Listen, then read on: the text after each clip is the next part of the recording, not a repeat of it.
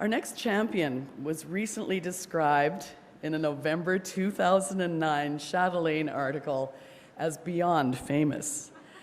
But like so many others, fame did not spare her from the loneliness and despair often caused by mental illness.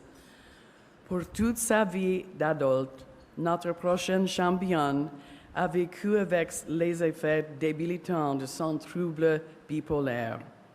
Après avoir finalement recherché de l'aide médicale, elle a retrouvé son équilibre et son bonheur, ainsi qu'un nouveau désir d'attirer l'attention du public aux questions de la santé mentale. For all her adult life, she has lived with the debilitating effects of her bipolar condition. Now, after seeking medical treatment that has given her life balance and happiness, she is a strong and passionate advocate on mental health issues and has helped so many people across the country. Since 2006, she's been an active speaker, traveling right across the land and internationally to talk about bipolar disorder.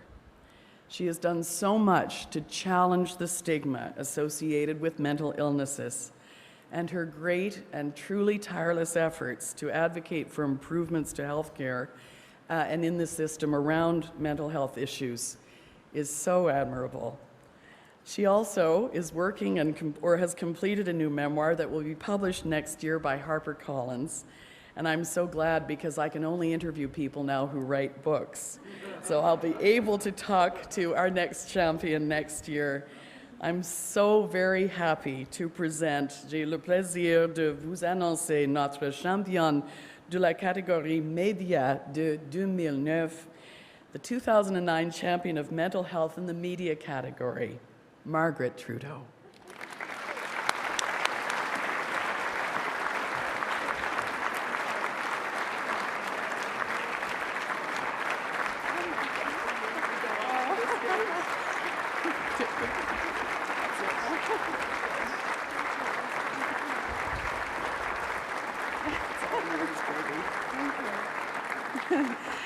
I can't believe I'm in the media category. I'm very hard to categorize, I know that. All I have, merci mille fois.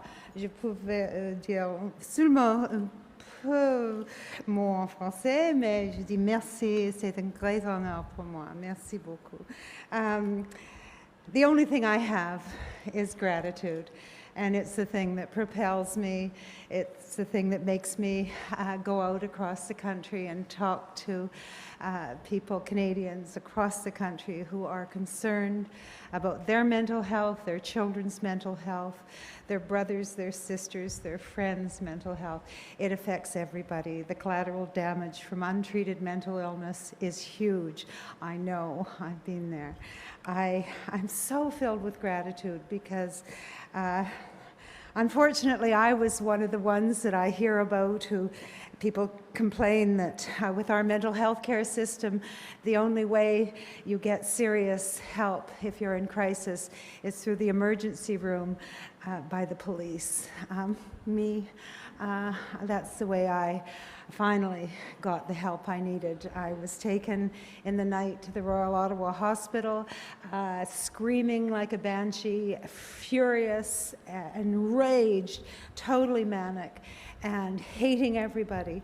And that was the beginning of the life that I could only dream of, where I had peace of mind, where I could function, where the love that I have in me could be expressed properly.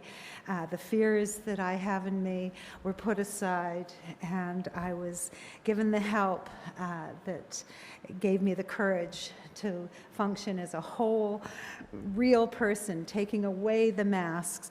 You don't know the masks that people who have a mental illness have to put on. Just to get through an ordinary day, you have to hide your fears and your shame and your guilt that you're not a normal, ordinary person. Actually, I never wanted to be a normal, ordinary person, but I did want to be able to express myself appropriately, to be able to do what I could to help the suffering that I saw around me.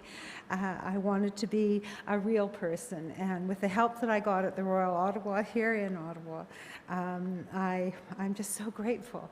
And that's why I'm a champion, not because of anything inside of me other than just so grateful that I didn't initially reach out for help. Denial is, of course, the curse of those of us who are mentally ill, because we do not want to accept that we are different and that we have a disease that is mysterious and hard to diagnose and hard to get a hold of. Oh, how I wished I just had diabetes and just needed insulin instead of having bipolar and needing antidepressants and mood stabilizers. I knew early on, actually, that I was bipolar, or manic depressive they called it, but I could not accept it. And that is the real problem, is getting people, your family, your friends, those who are suffering, to accept that they have a problem, a medical problem that can be diagnosed and you can recover from. You can choose sanity, and that's what I did with the help of the extraordinary doctors at the Royal Ottawa, one in particular, and the whole mental health care community, which backs you and supports you and allows you to feel free and alive instead of isolated, alone, and ashamed. I always say that the shame is not having a mental illness. The shame is having a mental illness and not getting treatment. I'm terribly honored. Thank you very much.